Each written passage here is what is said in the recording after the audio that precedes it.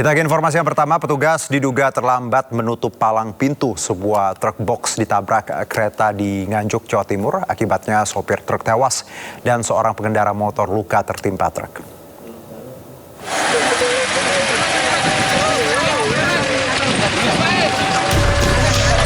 Peristiwa kecelakaan terjadi di perlintasan rel kereta api di Desa Bogor Kulon, Kecamatan Bogor, Kabupaten Nganjuk, Jawa Timur, Kamis siang. Kecelakaan bermula saat truk ekspedisi yang dikemudikan korban melaju kencang dari Nganjuk ke arah Madiun. Saat tiba di perlintasan kereta api, tiba-tiba ada kereta api Logawa yang posisinya sudah sangat dekat dan langsung menabrak truk tersebut. Truk pun ringsek tertabrak kereta, di mana pengemudi truk langsung tewas di lokasi kejadian.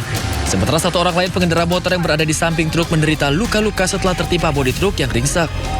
Diduga peristiwa ini terjadi karena petugas penjaga perlintasan terlambat menutup palang pintu.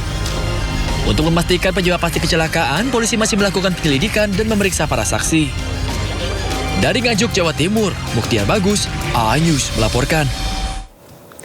Diduga karena kelelahan dan mengantuk saat mengendarai mobil, minibus menabrak 4 kendaraan termasuk angkutan umum dan becak motor. Akibatnya sopir angkutan umum mengalami patah tulang dan terjepit di kabin kemudi, sedangkan 3 korban lain mengalami luka-luka.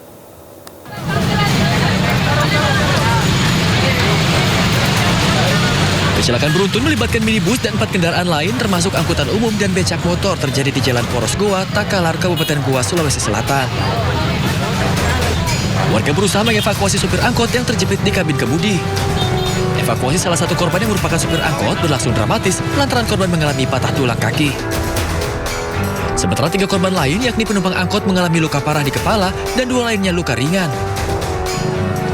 Peristiwa kecelakaan bermula saat minibus yang dikemudikan pria Parubaya melaju dengan kecepatan tinggi dari arah Kabupaten Takalar menuju Kabupaten Goa.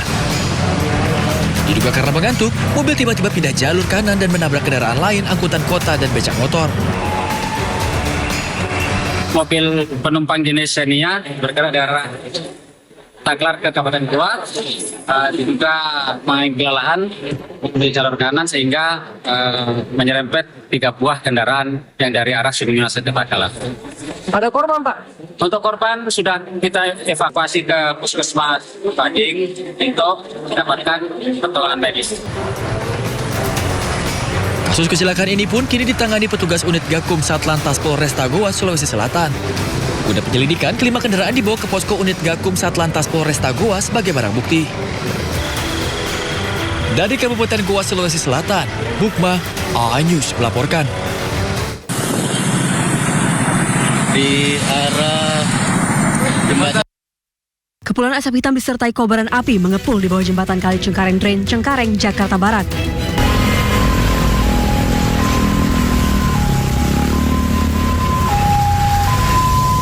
Warga panik karena api terus membesar bahkan mengganggu pengguna jalan.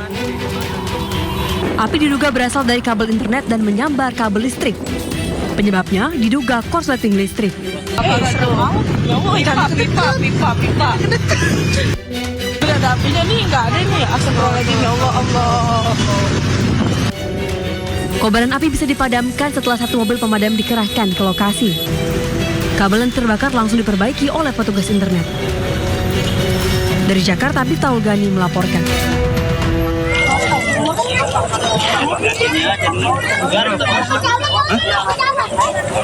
Kobaran api membakar tumpukan sampah setinggi 1 meter di area pemakaman TPU Pondok Kelapa, Duren Sawit, Jakarta Timur pada Kamis malam. Besarnya api membuat warga yang tinggal di sekitar TPU khawatir.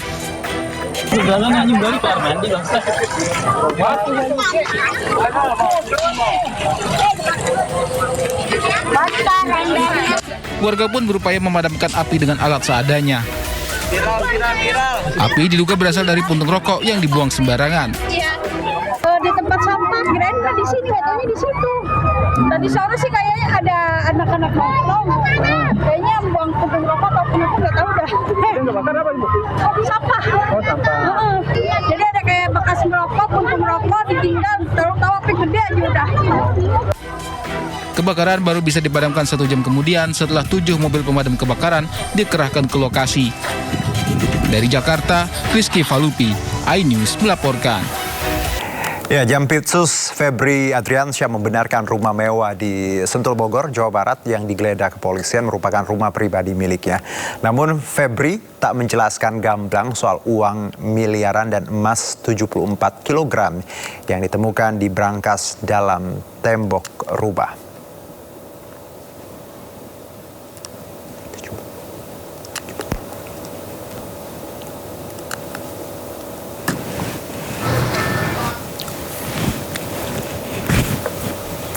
Ya, untuk pertama kalinya Jampitsus Febri Adriansyah buka suara usai namanya santer disebut terkait serangkaian penggeledahan oleh kepolisian. Dalam keterangannya kepada awak media, Febri menyatakan Kejaksaan Agung menghormati proses hukum kepolisian.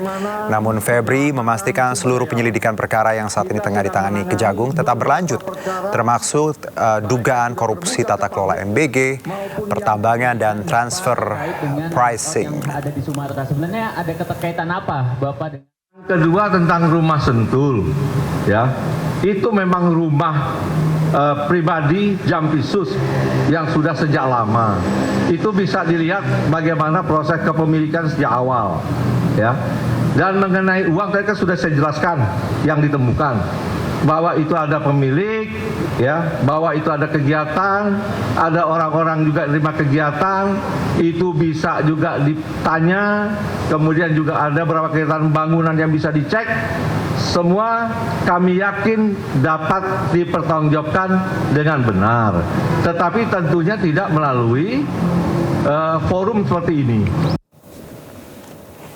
Ya, lalu apa update terkait uang dan 74 kg batang emas yang ada di rumah Jampitsus Febri Adriansyah? Kita bergabung dengan rekan Ismalia yang kini berada di kantor Kejaksaan Agung. Ismalia, ada informasi terkini apa terkait dari Kejaksaan Agung? Karena kita tahu tadi ya ada keterangan seperti itu. Ismalia, silakan.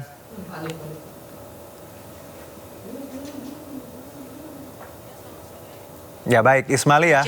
Dari Jampitsus Febri Adriansyah ini melakukan konferensi pers mengenai berita-berita yang santer terdengar beberapa waktu ini, terutama terkait penggeledahan yang dilakukan yang di rumahnya di kawasan Sentul dan juga Cafe The Clan di Cipete. Dan tadi saja baru dilakukan konferensi pers bahwa Jampitsus Febri Adriansyah ini mengakui bahwa rumah tersebut yang berada di Sentul yang kemarin digeledah ini merupakan rumahnya.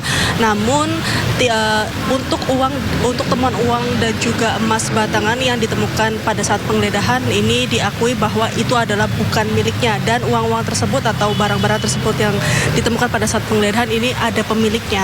Namun dari Jampitsus Febri sendiri ini tidak merincikan siapa pemiliknya.